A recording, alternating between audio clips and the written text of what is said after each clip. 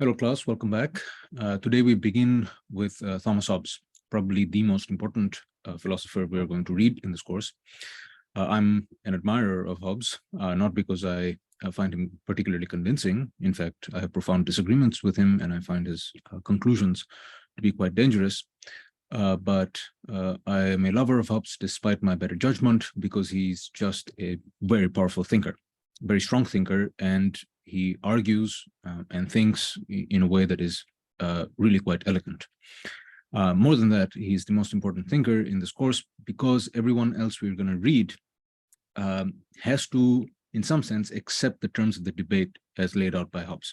They have to adopt the terms of the debate that Hobbes lays out. So we're obviously going to try to discuss Hobbes. We're only reading one of his texts. He wrote two texts, two famous texts, De Cive, or on citizenship, and the Leviathan. We're reading the Leviathan, which he published, by the way, when he was 63, so very late into his career. But it contains really a comprehensive picture of Hobbes' political philosophy. So although we saw with Machiavelli really makes a rupture or break in the political philosophical tradition, Hobbes in some sense adds more substance to it. So let me say this is going to be a longer lecture. I'm going to have to really lay out some of the context, which is very important to understand Hobbes. Let me just say something about his biography and then say something about his political context, social and political context, and also how Hobbes fits in within a broader kind of intellectual world. So Hobbes was born in 1588 in England. He studied at Oxford. This is the period of high Renaissance. He receives what you would call a classical humanist education. And after graduating, he becomes a private tutor to an aristocratic lord named Cavendish. While tutoring this person, he's able to go on a tour with this lord to Europe, where he actually engages with Galileo and also René Descartes, two other major thinkers in Europe at this time. And in encounters with them, he develops a certain kind of scientific attitude. We'll unpack again what this means more. Then he comes back to England and then starts to write down his treatises on politics, De Cive again in 1642, on citizenship, and Leviathan in 1651. Now, there are two challenges that actually come. His whole political philosophy is animated by a specific concern, and this concern comes up in two historical events. One is happening in the European continent, and one is happening at home in England. In Europe, Europe is during this time in the 1940s, when he's coming of age, ravaged by the so-called 30 Years' War. This is a war that begins in 1618 and lasts until 1648, hence the name, 30 Years' War.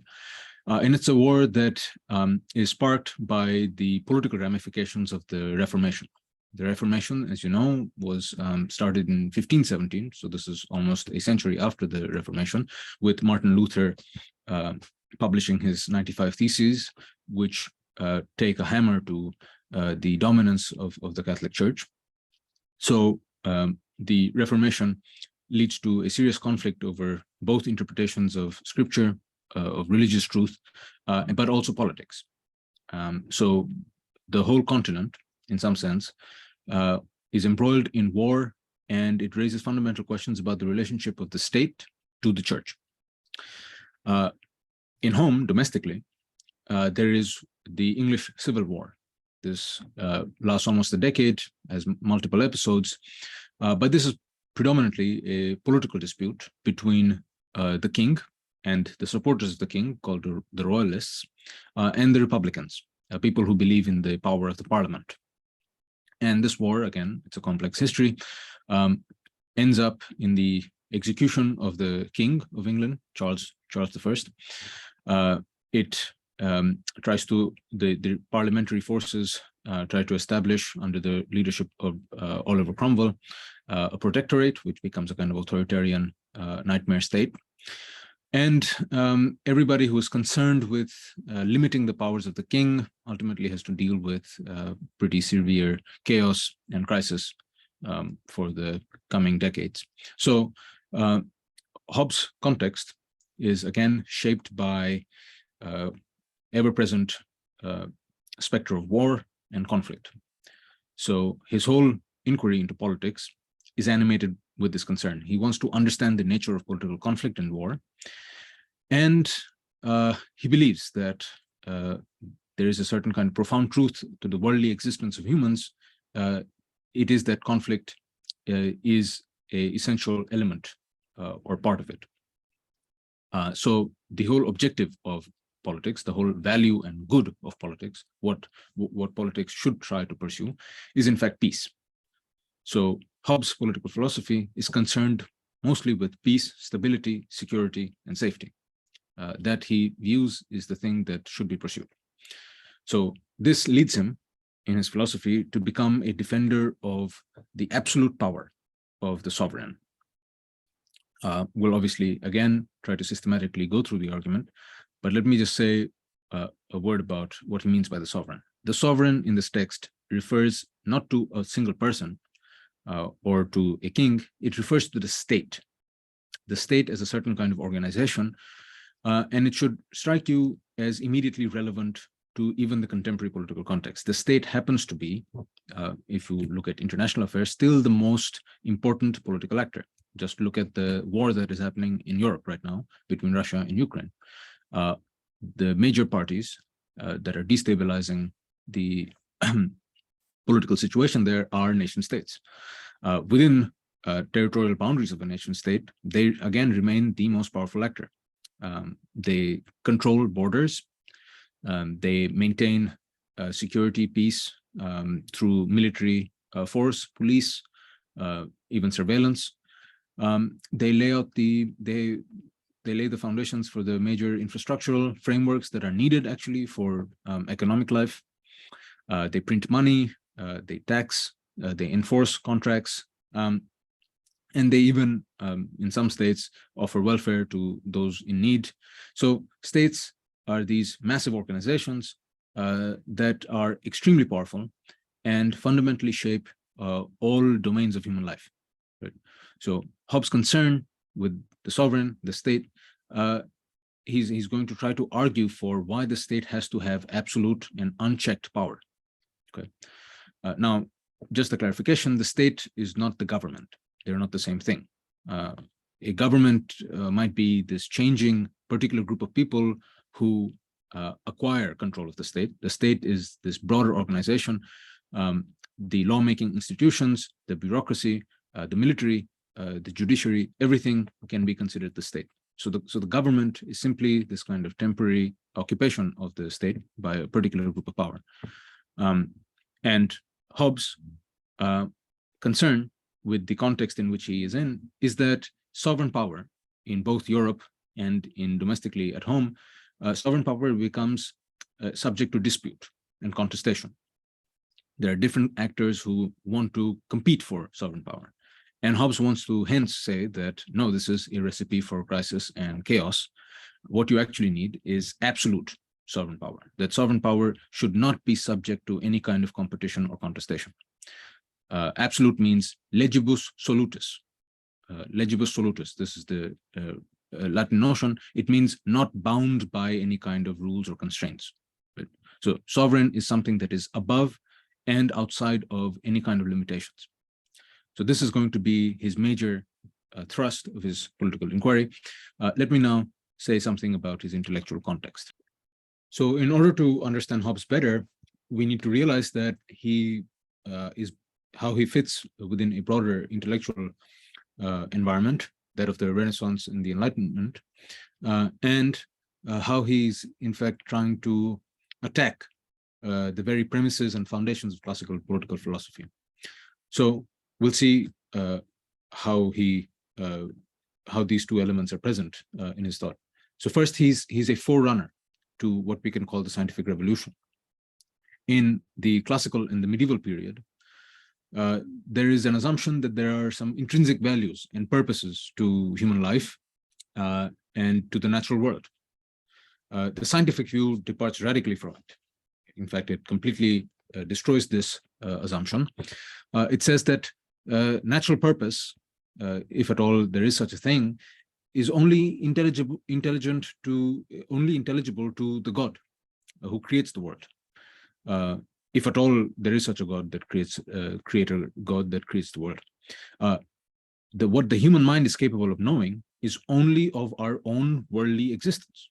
Human mind and human reason cannot access what happens after our life, what happens in the moment of salvation, heaven, earth. These are all things that are incomprehensible to the human mind. God is incomprehensible to the human mind. So if we want to make sense of the world we live in the world that we exist, we can only do so according to what is accessible to the human mind. And the natural world, as we see it, as is apprehendable to our reason and rationality, is simply a world is simply a chaotic universe of matter in motion. This is Newton. And it's not just about the physical world. With Darwin, we even realized that this is true of life itself, right? Natural selection and evolution. So all that exists and all that is understandable to the human mind is simply a whole system and mechanism of causality. What you can understand is not intrinsic purpose or objective or the meaning of things. Why do we exist? Why is the universe the way it is? We can only understand a series of cause and effects. We can only explain the world in terms of physical laws, regularities, patterns that we can again articulate and describe through mathematics and physics. So this is what you can call a kind of scientific materialist worldview, that reality is simply matter in motion, which is intrinsically purposeless, and in a universe which is meaningless, has no divine, might have some kind of divine purpose, but that is not understandable and accessible to the human mind. And what is accessible is the mechanistic cause and effect that the human mind can apprehend. So Hobbes is a forerunner of this tradition of thought.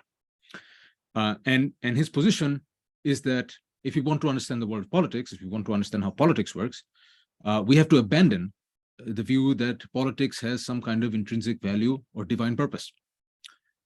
So he develops what we can call is an atheistic political philosophy.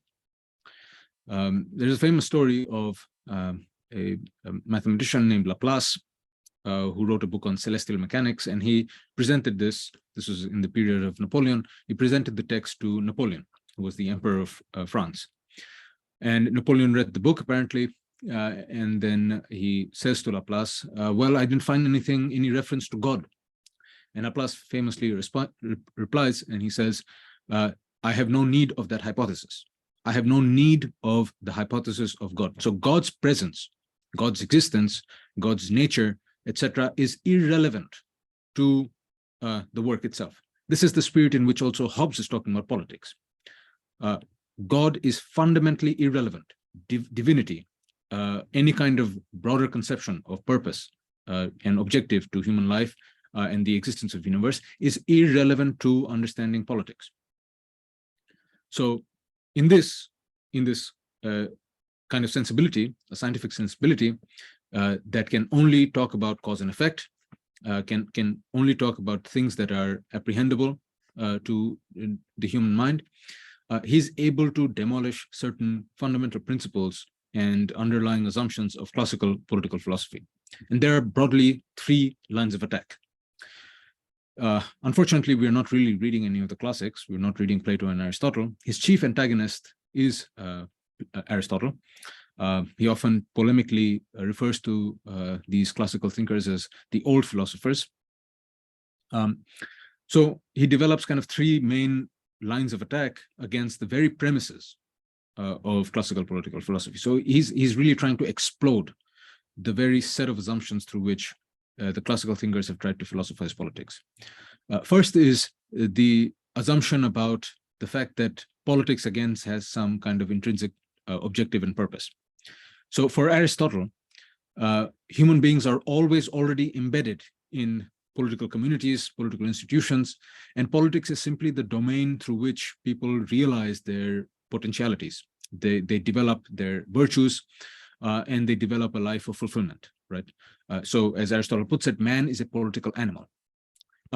Hobbes completely denies this premise. Hobbes says, and I'm reading now from the introduction of the Leviathan, he says, nature, the art by which God had made and governs the world, is by the art of man, as in many other things, so in this also imitated, that it can make an artificial animal. So he's saying that human beings are actually, firstly, natural beings, but they are able to create an artificial world, an artificial animal. This artificial animal, obviously, as we'll go through this passage, refers to the very state. So state, the politics, the domain of politics, is something that is constructed by humans. Humans who are natural, and as he says in the next sentence, for seeing life is but a motion of limbs. Life is simply a constellation of matter in motion, right? Motion of limbs. That is what life is. There is no, again, divine purpose, meaning, or intrinsic value to life. It is simply a naturalistic thing. So politics is not something that is a given. Politics is not something that is in the nature of man. Politics is something that is created by human beings. It is something that is secondary to the very naturalistic existence of the human. So that is the first line of attack. The second, which follows from it, is that human beings have no natural sociability. Many of the classical thinkers and many of the subsequent thinkers too claim that human beings are naturally social. Hobbes denies this premise. Hobbes says again that human beings are simply, life is simply a motion of limbs, matter in motion, right? So he shifts our conception of human nature and of social order, and we'll see again why that is relevant. Thirdly, and finally, the final line of attack is that for the old philosophers, the classical philosophers, they always are trying, their whole ambition is trying to find the what they call the summum bonum, right? Summum bonum, which means the greatest good for human lives. Hobbes' view of that is to completely reject it, right? He says that that is not something that we can understand. There is no such thing as a summum bonum. There's no greatest good. All we have is a kind of amoral view of nature and of the universe. All you have are Newton's laws of motion, or you have the Einsteinian equation E equals mc squared. It says nothing about what is good and what is bad. Good and bad, these criteria are again only something that are artificially created by man. So let me read the rest of the passage. He says, for seeing life is but a motion of limbs, the beginning whereof is in some principal part within, which we may not say that all automata have an artificial life. For what is the heart but a spring, the nerves but so many strings, and joints but so many wheels, giving motion to a whole body, such as was intended by the artificer. Art goes yet further, imitating that rational and most excellent work of nature, man. For by art is created that great Leviathan, called the commonwealth or the state, which is but an artificial man. So he's drawing some kind of analogy between humans and automata, right? A clock, let's say, that has springs, that has strings, and that has joints and wheels. So again, the human body as a product of nature is simply something in motion, it's simply matter in motion. It is like an artificial machine. And similarly, politics, the domain of politics, the state, the political institutions are all artificial creations of man. This is the starting point of his argument. And there is nothing intrinsically moral or valuable or intrinsic and objective purpose to any of this, right? So beginning with these materialistic premise, and we are obviously interested, not necessarily, are not interested in necessarily just the conclusions he arrives at. We might not even agree with the conclusions he arrives at, but we're trying to trace the logic of the argument, okay? So if he begins with this radical premise that all of human existence, all of nature is simply a chaos of matter in motion without any kind of moral value or objective purpose or intrinsic worth, then how do you arrive at things like politics? How do you arrive at social order? So he begins with a picture of human nature. And more than that, he begins with how humans might be in their natural condition. I'll say a bit more about this. But to understand the significance of it, he's claiming that let's assume to construct our kind of political philosophy that what you have, the concrete starting point of our analysis is human beings as natural creatures, natural creatures, again, without any kind of moral purpose or value or intrinsic worth, simply matter in motion. And what you have is a whole range of individual human beings. This does not mean that they're a community. They're not organized into a unit. It's a vast, incoherent multitude. Multitude is the word he uses. Then how does social order arise? How do individuals pursuing their own interests, their own needs, their own desires lead to something like social order? Social order where there are rules and everybody who's part of that order, for the most part, has to obey and abide by those rules. That is, the social order requires a certain kind or implies a certain kind of stability, and stability requires obedience. So from this assumption that we are fundamentally just natural creatures, we are human beings, individuals, Hobbes is going to try to give us a very systematic and rigorously argued framework to understand how social order emerges and how the sovereign and a political institution comes into being that is able to enforce and give shape to this kind of social order. So he's trying to establish a kind of science of politics that can be logically sound and rigorous. Notice that unlike Machiavelli, he's not interested so much in histories, right? He's not going back to history to learn from historical events about the nature of politics. He's a completely ahistorical thinker. He's trying to do a kind of scientific exercise. Let us begin with a set of premises and then logically derive from it a certain set of laws or rules or theorems, let's say, of politics. So his whole style is what we can call analytical system building. This is very similar to any kind of scientific approach. What you need is a clear set of premises, and you, as you do, I'm sure you've encountered, for example, any kind of basic physics.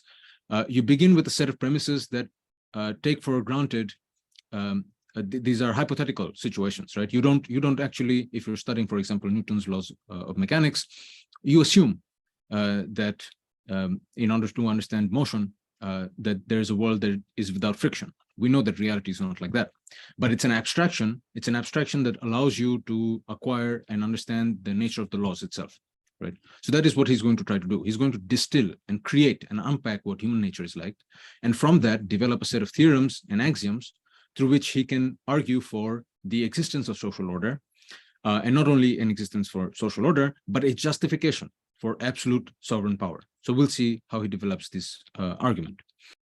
But let us begin by noting that we are only reading some sections of the first two books of Leviathan.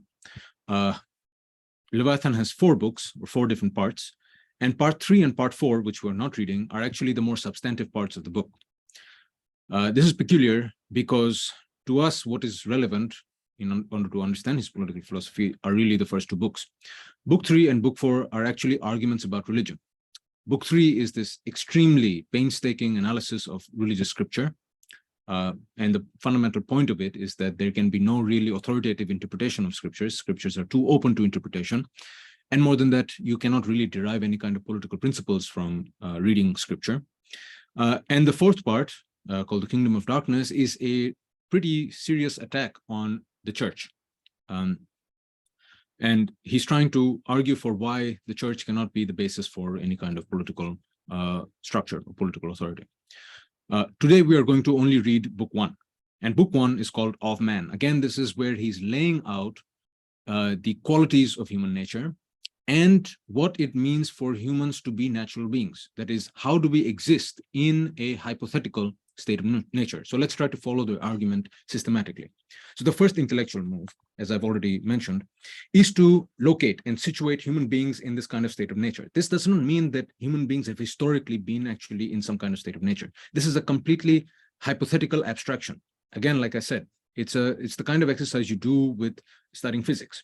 You assume a world without resistance, without friction, right? In order to understand what its laws are, in order to have a more pure mathematical expression of it, right? So that's the kind of thing he's doing. He's simplifying things in order to really hone down on the crucial elements, and then he's going to drive through the implications of that. So he's trying to understand, well, let us try to assume that human beings are natural beings. It means that they are matter in motion. What does it mean for human beings to live and exist in this natural condition without society, without politics, right? So the major implication is that nothing by nature is intrinsically good or evil. All you have are causes. All you have are mechanisms of cause and effect. You don't have purpose. You don't have intrinsic worth or value. Again, God is something that is irrelevant to any kind of political philosophy. It doesn't matter to us what God says or what God's conception of purpose of human existence is. That is irrelevant and inaccessible to the human mind. So human nature, again, as he says in the introduction, we are but a motion of limbs. And if you're but a motion of limbs, the question is, where does our motion arise, right? Where does the motion arise? So in chapter 6, he begins and he claims that human beings by nature, this is the key move. Again, you have to understand that all subsequent political philosophy has to confront the beast of Leviathan. They have to settle their accounts with Hobbes, because Hobbes' procedure is to begin with the very clear premises, that is, a conception of human nature. And all political philosophy assumes already a certain kind of conception of human nature. So Hobbes is the one to make that kind of explicit. So all subsequent political thinkers have to wrestle with this idea. They have to think consciously about what their image and picture of human nature is. So Hobbes says that by nature, humans have what are called appetites, desires and passions, and also reason. What is the relationship between the two? Appetites are, again, desires that are intrinsic and emerge bodily, naturalistically from us. It becomes apparent to us. We never decide when to get hungry or sleepy, or when to crave enjoyment or pleasure. So appetites, and even this includes aversions, things we don't like, things we want to avoid, such as pain or hurt, etc. These are all naturally given. These are what motivate us to pursue certain kinds of ends. So the spirit, the animating spirit for motion, our movement, is appetites. We are also endowed, however, with reason. And reason are these rational faculties of our mind that allow us to pursue and achieve satisfaction. That is, to pursue our appetite, right? And successfully achieve those appetites. Now, the key implication of this is that you cannot be, as a human being, devoid of appetite. If you're devoid of appetite, if you're devoid of any kind of desire or passion, then you are dead. You're no longer in motion, right? So if to be alive means to be in motion, as matter, as substance, then to be devoid of any kind of appetite, the very cause of motion, the very instigator and motivator for motion, you are dead, right? So to be alive means that you have appetites, and you're also endowed with reason that will allow you to actually pursue, to understand how to rationally pursue and go about satisfying your appetites. So passions and desires, and also aversions, they are obviously universal for all human beings, but they are also various in a temporal sense. That is, I might be feeling hungry right now, and a few hours later I might be feeling sleepy, but you might be feeling sleepy right now, and later when you wake up, you might be feeling hungry, right? So our appetites for all individuals, we might have similar kinds of appetites, but when and where they arise is completely arbitrary and subjective, right? Now, the implication of this, the key implication of this, I'm now reading from chapter 6. He says, "But whatsoever is the object of any man's appetite or desire, that is it, which he for his part calleth good." Right? So whatever he desires, he calls good. And the object of his hate and aversion, he calls evil. So it means that if you understand, if you try to locate human beings in this kind of natural condition, then any conception of good and evil is purely subjective, purely subjective. If I want to eat something, if I want to kill an animal and eat that animal, then that is good for me, naturalistically. So there can be no moral evaluation of human nature and human appetite, right? There can be no moral evaluation. We are what we are. You cannot morally judge that. So what is the fundamental drive of humans? This is the major question that arises. Of course, we have a whole range of appetites. We have a whole range of aversions, things we like to pursue, things we like to avoid as natural creatures, as natural beings. But what is the fundamental drive of humans? And he says that this is the fear of death. Again, he cannot give you a mathematical proof of it. It is something that follows by definition. If you die, then you exhaust the very capacity to fulfill any of your desires. No? If you die, you in fact lose appetites. You lose motion. So to live necessarily implies, to exist, necessarily implies that you are trying to avoid death. So the fear of death, that is the greatest aversion that a human being has as a natural being, right? So the implication of this, and again, it's a very radical implication. Now I'm moving to page 183, which is chapter 13.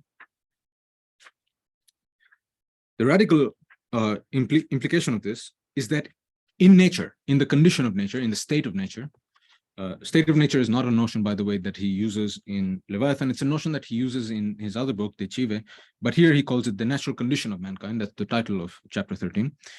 In the very first sentence of chapter 13, he says, nature had made men so equal in faculties of body and mind that though there be found one man sometimes manifestly stronger in body or quicker of mind than another, yet when all is reckoned together, the difference between man and man is not so considerable as that one man can thereupon claim to himself any benefit to which another may not pretend as well as he. For, as to the strength of body, the weakest has the strength enough to kill the strongest, either by secret machination or by confederacy with others that are in the same danger with himself. So the objective fact of death is the grounds on which Hobbes claims that men are naturally equal. Men are naturally equal. Based on purely our natural characteristics, there can be no distinction based on race, gender, class, nationality, language, culture, etc. All human beings are naturally equal. And this follows only when we accept that the major fundamental drive of human beings is the fear of death, right? It is only by the objectivity of death that we arrive at a certain kind of natural equality of all human beings. Now, in this hypothetical situation, where human beings only exist as natural beings, there can be no expectation for obedience. Why would we obey anybody, right? We are all equal, and we are all entitled to pursue our appetites, right? We are all entitled to pursue our appetites. Notice again, remember that he says that for man in the natural condition, whatever you like, whatever is your appetite, is for you the good thing, and whatever you don't like is the bad thing. So good and evil is purely subjective. There is no social moral code as such. So morality is something you give to yourself. So you're never going to obey anybody. So obedience and order and stability is not natural. It's not something that arises in the state of nature, in the natural condition of mankind. In the natural condition of mankind, what arises is in fact conflict. Now, this doesn't mean competition. It means conflict, that is, battles over life and death. And why does this happen? Let's read now, again from chapter 13, page 185. He says, hereby, I should read from earlier. He says, so that in the nature of man, we find three principal causes of quarrel, Three principal causes for conflict. First, competition. Second, diffidence. And third, glory. The first maketh man invade for gain, and the second for safety, and the third for reputation. The first, use of violence, to make men masters of other men's persons, wives, children, and cattle. The second, to defend them.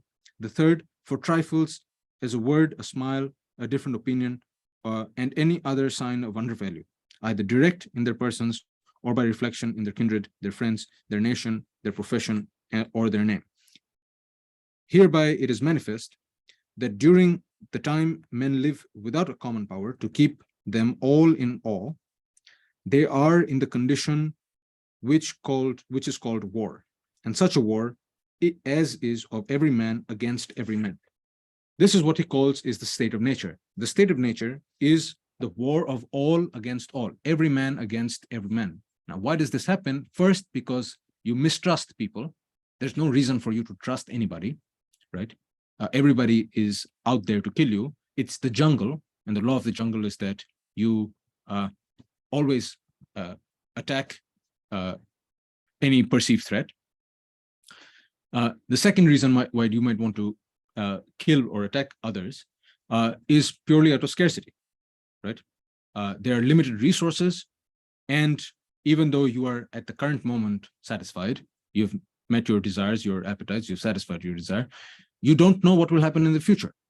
So it is better to eliminate any kind of competition for resources, right? So you're going to attack people and kill people because you want to make sure that you have enough resources for your own self. And the third is a notion that he says is glory, for reputation, that it is somehow, some people have this kind of desire to simply be victorious over others.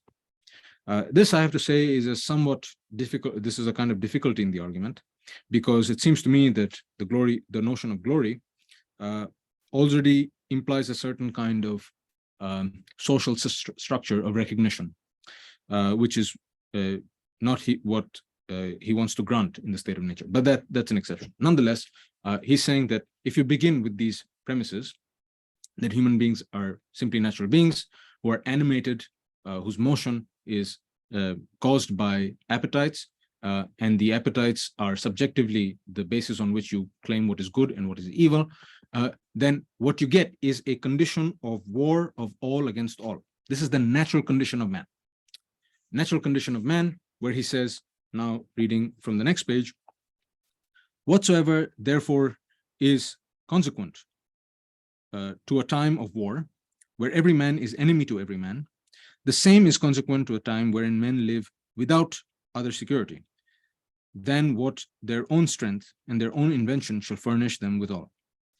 In such condition, there is no place for industry, because the fruit thereof is uncertain, and consequently no culture of the earth, no navigation, nor use of commodities that may be imported by sea, no commodious building, no instruments of moving or removing such things as require much force, no knowledge of the face of the earth, no account of time, no arts, no letters, no society, and which is worst of all, continual fear and danger of violent death, and life of man solitary, poor, nasty, brutish, and short. So this is the state of nature. In the state of nature, as human beings, if they were simply natural beings, their life would be solitary, poor, nasty, brutish, and short. There would be no society, there'd be no institution, no culture, no history, no civilization. Right? So this is the picture, the absolutely dreadful picture of the state of nature. Everything goes in this state of nature. Once you have social order, then you might be able to escape the state of nature. So social order and political order is an artificial creation. Again, go back to the introduction where he says the state is but an artificial man. So it's an artificial creation, that is, it's a creation of humans, but it's a creation to escape the absolute terror of the state of nature. But if the society, if the social order collapses, what you have is really a return to the state of nature. Again, in the state of nature, everything goes. As he puts it on page 188, the last passage, the penultimate passage of chapter 13, to this war of every man against every man, this is also consequent, that nothing can be unjust. The notions of right and wrong, justice and injustice have there no place. Where there is no common power, there is no law. Where there is no law, no injustice. Force and fraud are in war and two cardinal virtues. So justice and injustice are none but the faculties, neither of the body nor of mind. So force and fraud, these are the advantages of war that everybody is entitled to in the state of nature. Okay, there's no moral regulation, there's no legal regulation of human action in the state of nature. So the argument so far has been to paint a really dreadful and dark image of both human nature and also the condition of life in this kind of natural state. We'll follow now into the last two chapters of book 1, where he will open up ways through which one can arrive at social order and political institutions.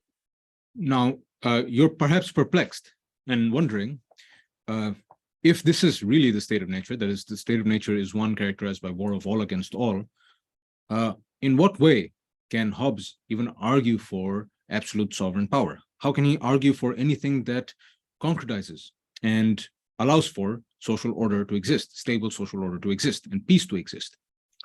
So notice what he says at the end of chapter 13. He finds a way out. And this is something, again, that follows from the natural elements that are already there in humans, right? He says, this is the last paragraph of chapter 13, the passions that incline men to peace, right? So far, all you have are causes for what motivates conflict, what will make me want to go out and kill people in order to defend myself, in order to attain a certain kind of glory, a sense of satisfaction, to be victorious and powerful against others, or even to preemptively eliminate threats, right? But he says, there is in fact a passion. There is in fact a passion that is something that is, again, intrinsic to human nature, that inclines men to peace, and that is the fear of death. Desire of such things as are necessary to commodious living, and a hope by their industry to obtain them. And reason suggests convenient articles of peace upon which men may draw to agreement. And these articles are they which otherwise are called the laws of nature. So again, human beings, in fact, although because of the things they have been given by nature, are predisposed to conflict, perpetual conflict, they are also, by those very endowments, given a way out. A certain kind of fear, a aversion to avoid death at all costs, and rational faculties that allow us to conceive of ways through which we can come to mutual agreements and establish social order, right? So we'll see how this argument is laid out. Now moving on to chapter 14, he says the right of nature, which writers commonly call jus naturale, the right of nature is simply what we have right to by nature, is liberty of each man had to use his own power as he will himself for the preservation of his own nature. Again, this is the argument we have encountered, that in nature, as natural beings, we have the right to do whatever we can in order to preserve our life. Everything goes, right? There is no moral judgment of any of that. That is to say, of his own life, and consequently of doing anything which in his own judgment and reason he shall conceive to be the aptest means hitherto, right? So whatever we think, we judge to be reasonable way in which we can defend ourselves to preserve our own life, and the preservation of life, again, is something that follows definitionally. It is just, right? It is just to us. However, he says, there is something called the law of nature. A law of nature is a precept or general rule found out by reason, by which a man is forbidden to do that which is destructive of his life, or taketh away the means of preserving the same. Right? So not only is the fear of death a drive, a fundamental drive that inclines us to peace, but the law of nature, again, this is something that to him is a simple, obvious statement. There cannot be a mathematical proof of this. It's something that is logically implied. The law of nature is the general rule found out by reason by which a man is forbidden to do anything that is destructive to life, because that would be counterproductive, that would be irrational from the point of view of preservation of life, which is, after all, the ultimate right we have as natural beings. So he says, and to omit that by which he thinketh it may be best preserved. For though they that speak of this subject used to confound jus, lex, right, and law, yet they ought to be distinguished, because right consists in liberty to do, whereas law determines what we are binded to follow. Right? Law implies obligation. Right implies a certain kind of liberty. Now, I'm going to skip over towards the end of the passage, because this is where it becomes possible to grasp the way in which he will allow for an escape from the state of nature. He says, "It followeth that in such a condition, every man has a right to everything, even to one another's body." Okay, so in the state of nature, everyone has a right to anything. Again, it follows from the fact that we have appetites. And therefore, as long as this natural right of every man to everything endureth, there can be no security to any man. So as long as we operate according to the state of nature, we have the right to self-preservation, which means we have no limitations on our own power, except somebody who's stronger or develops the capacity to eliminate us because we might pose a threat to them, right? So as long as everybody operates according to the right they have by nature, that is the freedom, the liberty they have, and notice how he defines liberty. This is crucial because this will become very important in the subsequent pages. This is the second paragraph of chapter 14. He says, by liberty is understood, according to the proper signification of the word, the absence of internal impediments. Again, this is a very naturalistic and physical way in which we can define liberty, right? If you remember Newton's law of inertia, it is that an object in motion remains in motion, right? So that is what it means by liberty. In liberty, it means that we as living entities, we as naturalistic living entities, simply have constant motion. There's nothing that impedes us. There's nothing that limits us from having appetites and satisfying those appetites. So he says, consequently, it is a precept or general rule of reason that every man ought to endeavor to peace as far as he has hope of obtaining it. And when he cannot obtain it, that he may seek and use all helps and all advantages of war. Aha, so this is the conditional law of nature. It is a conditional law. It means that if there is a way to establish peace, if there is a way of obtaining peace, then you might want to follow it. But if there is not, then you are back to the state of nature and you have a right to everything. You have right to all advantages of war. The first branch of which rule contains the fundamental law of nature, which is to seek peace and to follow it, right? So to seek peace and to follow it, that is again the law of nature. And if there is a possibility for us to achieve stable peace, then we try to follow it. Then we try to, through our reason, attain it. Now, this argument, by the way, he clarifies that this is not really a law in the strict sense of the term. As he puts it towards the end of chapter 15 now, he says, these dictates of reason men used to call law by name of laws, but improperly, for they are but conclusions or theorems. These are, again, practical guides, right? Practical guides, precepts, concerning what conduceth to the conservation and defense of themselves. Whereas law, properly is the word of him, that by right had command over others, right? So it's not law because it is not something that is naturally obliging us to do anything. It is only as long as we find it reasonable that there are ways in which we can the vast multitude of natural human beings thrown in the state of nature, if we can come to an agreement, found out by reason again, then we have established a way out of this perpetual condition of war of all against all. So it's again an argument that is strictly in line with this kind of scientific disposition he has, which is about cause and effect, about mechanistic causation. So if you want peace, if you want to escape this condition of insecurity where life is nasty, poor, brutish, and short, then this is how you would pursue it. That's the line of argument. I think I will stop here because we are now at the precipice of chapter 16, and really chapter 16 and the book and the rest of the book 2 argument fits really well together. So we'll, now that we have unpacked the core characteristics and the line of argumentation of the state of nature, we're now going to go into the way in which Hobbes argues for the possible creation of a state that preserves human life. Remember again, I will recall from the introduction, this is him describing the state. He says, the state is nothing but an artificial man, though of greater stature and strength than a natural man, for whose protection and defense it was intended, and in which the sovereignty is an artificial soul, as giving life to the motion of the whole body. The magistrates, that is the parliament, let's say, and other offices of judicature and execution, artificial joints.